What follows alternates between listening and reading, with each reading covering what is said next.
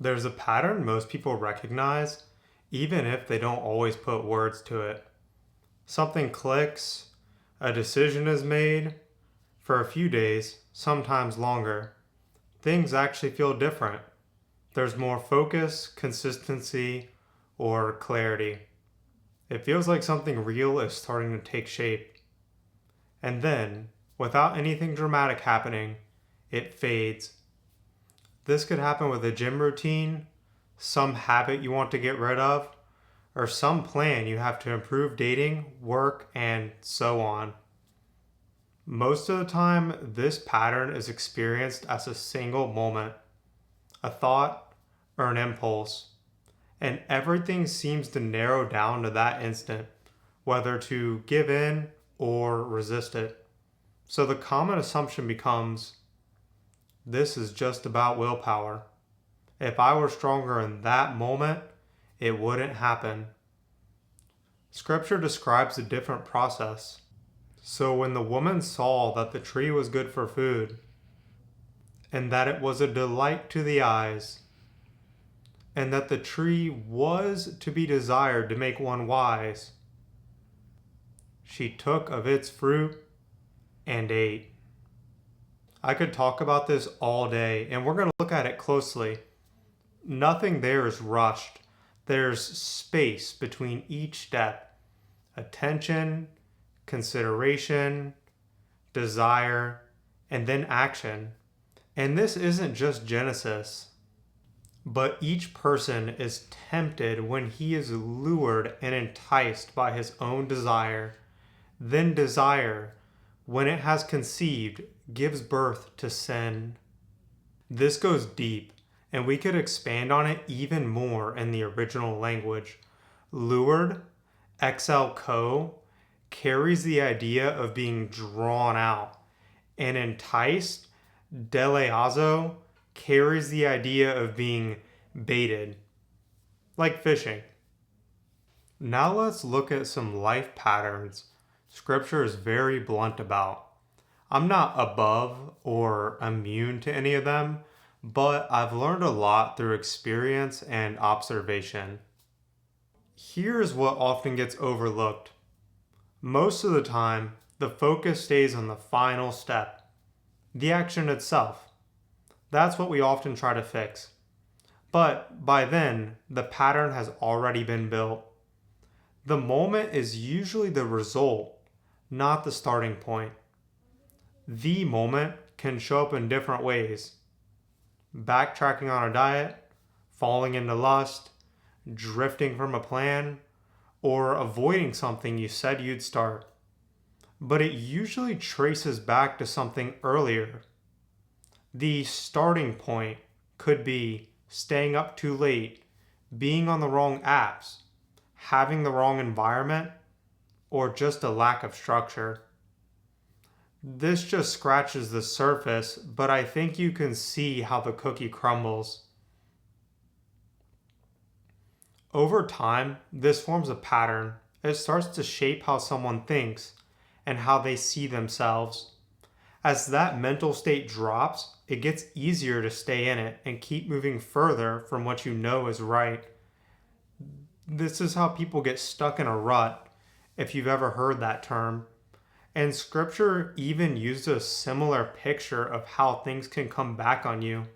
Whoever digs a pit will fall into it, and a stone will come back on him who starts it rolling. We will break this down deeper in the upcoming videos. So now we're going to move into the missing layer. This is the part that often gets overlooked. Not just what you do, but what's shaping what you do. Like we covered in the last video in Proverbs 4:23. Keep your heart with all vigilance, for from it flow the springs of life. Heart in Hebrew is lab. This is important. It's not just emotions, it includes thoughts, desires, and will. Basically, what drives how a person thinks and lives. What we allow to come into our body via input ultimately affects what comes out. Scripture puts it this way: the eye is a lamp to the body. That's what begins to shape direction long before the final decision shows up. When something isn't working, the response is usually simple: try harder or apply more effort. And for a short time, that can appear to work, but it doesn't always last, because the issue isn't just intensity, it's depth. And even deeper than that, it's what the action is rooted in. Jesus used this concept very clearly when he talked about people receiving the message of the gospel in the parable about a farmer scattering seed. And the seed falls on different kinds of ground. Each one represents how people receive the truth. And the ones on the rock are those who receive it with joy. But these have no root. They believe for a while, and in the time of testing, fall away. As you can see, there's nothing wrong with the start. They receive it with joy, but there's no root. No root means it was built on something that couldn't last, like a feeling or temporary motivation. Then testing comes, and it exposes whatever that was built on. Sometimes that looks like this. The moment things get difficult, the idea of this will be easy starts to break. And when that breaks, there's nothing underneath it to hold, so they fall away. This is a core part of human nature, really, and it's not a new thing. This can show up in a lot of areas of life. Someone starts a gym routine, a business plan, a relationship change, or some new direction. And when progress is slower than expected or pressure shows up, and what happens to many? The time of testing comes and they fall away. So when you look at all of this, it starts to come down to what something is rooted in. Some things are built on a weak root. Things like emotion, hype, or the need to prove something. Comparison, insecurity, and so on. And those things can start strong, but they don't hold very well when pressure shows up. But something rooted in clarity, alignment with God, understanding what the action is producing, and a willingness to endure slow growth, that's something underneath that can actually last.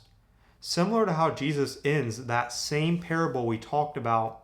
As for that in the good soil, they are those who, hearing the word, hold it fast in an honest and good heart, and bear fruit with patience. That's where this starts to shift.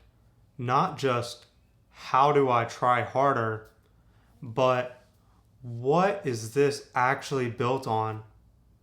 And if you haven't thought through that yet, that's something I break down more in the Clarity and Calling series, because that's where a lot of this starts. So let's just address something at its core. Why doesn't removing a habit usually work? At first, it can feel like progress, like there's more space or control, but over time, something feels incomplete. The same pull starts to show up again. Jesus actually describes this in a deeper way. And in the passage, he's talking about an unclean spirit leaving a person.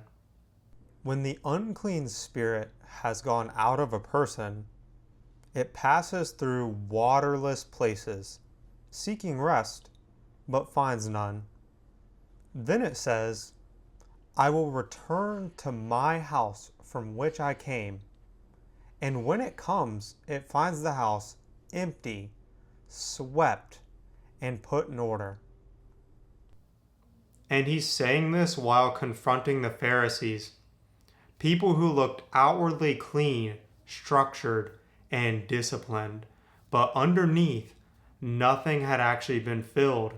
So the picture he gives is simple, but heavy. The house is clean. Everything looks in order, but it's empty, unoccupied. And what happens next is shocking.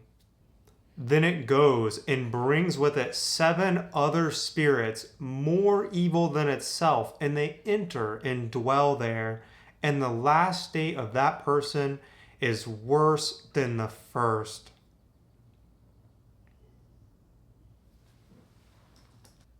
Now, this is really deep. And again, this is a specific context, but you can see a similar pattern show up in life. Someone removes something, and for a while, it looks like progress, but nothing actually replaces it.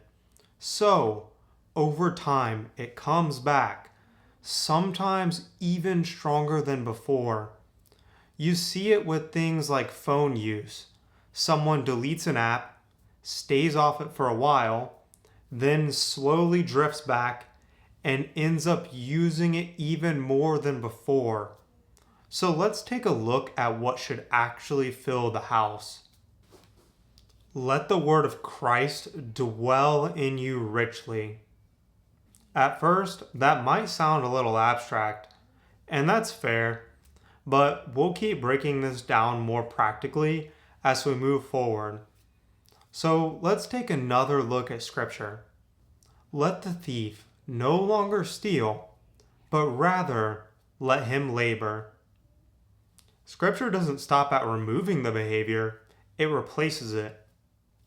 So, next up, realistically, this idea is easy to understand, but it often doesn't translate to something that can actually apply consistently for someone, because awareness without structure fades in the same way effort does. If the issue starts before the moment, then it has to be addressed before the moment too. That's where structure matters, not in some crazy complicated way, but just something consistent.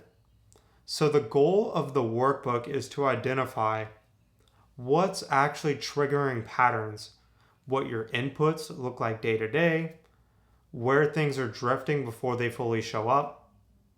We'll break this down deeper in the next lessons with practical changes in structure. But this is where pattern identification starts. So, to wrap things up, after everything we just covered, it can start to feel like a lot. But at its core, if I summed it up in one line, it comes down to what you're rooted in and what actually replaces what you remove. Lastly, it's easy to ponder, why is life this way? Well, a lot of that ties back to the fall in Genesis. And ultimately, in this world, we will have trouble. Scripture affirms that plenty. But one pattern worth noticing is that many people find meaning through what they must carry, build through, or overcome. We also know that often an easy life is not always a meaningful one. Hopefully that leaves you with some food for thought.